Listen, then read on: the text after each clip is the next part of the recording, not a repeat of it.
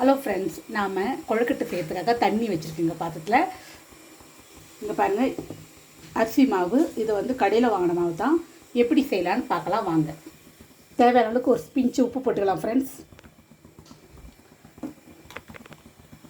இது தண்ணியை ஃப்ரெண்ட்ஸ் இங்கே பாருங்கள், டம்ளரில் கொஞ்சம் நான் எடுத்து வச்சுருக்கேன். எதனாலன்னா நம்ம தேவைப்படும் போது ஊற்றிக்கலாம்.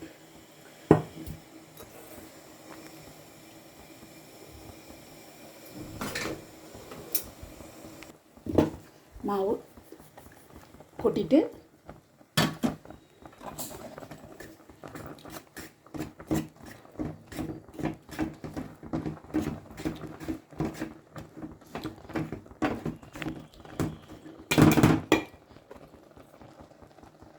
இந்த தண்ணி அது மேலே ஊற்றிட்டு அடுப்பு கொஞ்சம் ஆஃப் பண்ணிவிட்டு கொஞ்சம் நேரம் இருக்கட்டும் ஃப்ரெண்ட்ஸ். கொஞ்சம் ஆன பிறகு நம்ம வந்து மாவு பிசைஞ்சுக்கலாம். விட்டுட்டு செல்ல நான் பார்த்துக்கிறேன். ஹலோ ஃப்ரெண்ட்ஸ், இந்தமாரி வெந்நீர் கொதித்தோடனே நம்ம மாவு போட்டோம் இல்லைங்களா, அப்படியே மூடிக்கிறோம். கொஞ்சம் லைட்டான விதன்னு இருக்கும்போது நம்ம கையாலே நல்லா கொஞ்சம் பிசைஞ்சினே இருக்கணும். சப்பாத்தி தான் இதில் பிசைக்கணும். அப்புறம் ஒரு ஸ்பூன் ஆயில் விடுங்க. பக்கத்தில் பச்சை தண்ணி வச்சுக்கின்னு தொட்டு தொட்டு பிசைஞ்சுக்குங்க. எல்லாருமே நாம் செய்கிறது தான், இப்படி செஞ்சுக்குங்க ஃப்ரெண்ட்ஸ். இந்த கரண்டியால் ஒரு கரண்டி எண்ணெய் ஊற்றுறேன். நம்ம ஆயில் விடும் போது கொழுக்கட்டையும் சாஃப்டாக இருக்கும் ஃப்ரெண்ட்ஸ். அதனால் இந்த அளவுக்கு பிசைஞ்சிடுங்க ஃப்ரெண்ட்ஸ். உப்பு போட்டுக்குங்க, அப்போ தான் டேஸ்ட்டாக இருக்கும். தேவையான அளவுக்கு அரை உப்பு போட்டுக்குங்க. இந்த அளவுக்கு தேங்காயை எடுத்துக்கிறேன். ஒரு கப் தேங்காவை நான் வந்து மிக்சியில் கொர அரைச்சி வந்துடுறேன் ஃப்ரெண்ட்ஸ். இந்த அளவுக்கு கொரன்னு அரைச்சிக்கோங்க. நம்ம பாத்திரத்தில் மாற்றிக்கலாம். நான் கப்பால் 2 கப்பு சர்க்கரை போட போகிறேன் ஃப்ரெண்ட்ஸ். 2 கப்பு சுகரு நம்ம ஜாரில் போட்டுடலாம் ஃப்ரெண்ட்ஸ். நைஸாக அரைச்சிக்கலாங்க. 3 ஏலக்காய் போட்டுக்கலாம் ஃப்ரெண்ட்ஸ். அரைச்ச தேங்காய் இதில் போட்டுடலாங்க. அரைச்ச சுகரை அதே பாத்திரத்தில் போட்டுடலாம். 1 கப்பு ஒச்சக்கல்லையே நைஸாக அரைச்சி வந்துடலாம் ஃப்ரெண்ட்ஸ். ஒச்சக்கல்லையே நம்ம நைஸாக அரைச்சி வந்துட்டோம். தேங்காய் கூட கொஞ்சமாக தண்ணி விட்டுக்கலாம் ஃப்ரெண்ட்ஸ். ஒரு 50 ml, ஏன்னா சுகர் இது கொஞ்சம் மெல்ட் ஆகிறதுக்காக 50 ml தண்ணி ஊற்றுறோன்னே இந்த சுகர் பவுடர் இல்லைங்களா ஃப்ரெண்ட்ஸ், இந்த அளவுக்கு தான் வருங்க.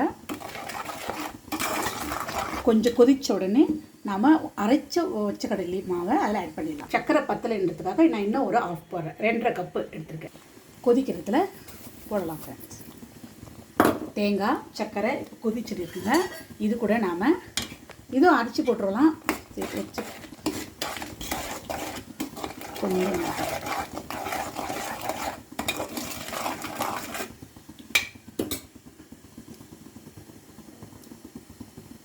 கொஞ்சம் கொதிக்கிட்டோம் ஃப்ரெண்ட்ஸ்.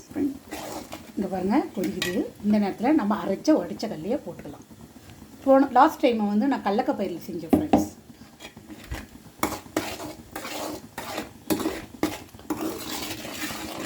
உடைச்ச கல்லையும் செய்யலாம். நீங்கள் அதுமாரி செஞ்சுருக்கீங்களான்னு சொல்லுங்கள் ஃப்ரெண்ட்ஸ். இதுமாரி நல்லா கொதிக்கிட்ட கொஞ்சம் நம்ம போட்டுக்கிற உடைச்ச கல்லை வந்து கொஞ்சம் கெட்டியாகணும் ஃப்ரெண்ட்ஸ்.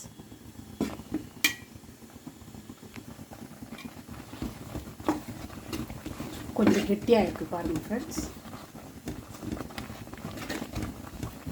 நம்ம ஆன பிறகு இதை எடுத்து மாவுள்ள ஸ்டவ் பண்ணலாம். இந்தமாரி கெட்டியாகிடும் பாருங்கள். இதுமாரி நம்ம பால்ஸ் மாரி பண்ணிவிட்டு நம்ம பண்ணி வச்சுக்கிற அச்சில் வச்சிடலாம் ஃப்ரெண்ட்ஸ். தண்ணி இது பண்ணி வச்சுருக்கோம். நம்ம தட்டில் வச்சுருக்கோம். இப்போது ஒரு கொழுக்கட்டையாக நம்ம ரெடி பண்ணதை வச்சிடலாம். 20 minutes தாராளமாக ஆகும் ஃப்ரெண்ட்ஸ்.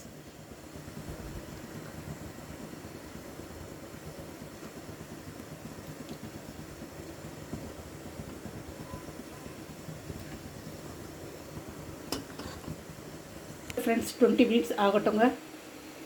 நம்ம திறந்துருக்கோம் பாருங்கள். ஒன்று உடஞ்சிடுச்சு ஃப்ரெண்ட்ஸ். நல்லா இது பண்ணாது. வாங்க சாப்பிடலாம் ஃப்ரெண்ட்ஸ். இது செகண்ட் பேட்ச் வச்சுருக்கோம், பார்க்கலாம்.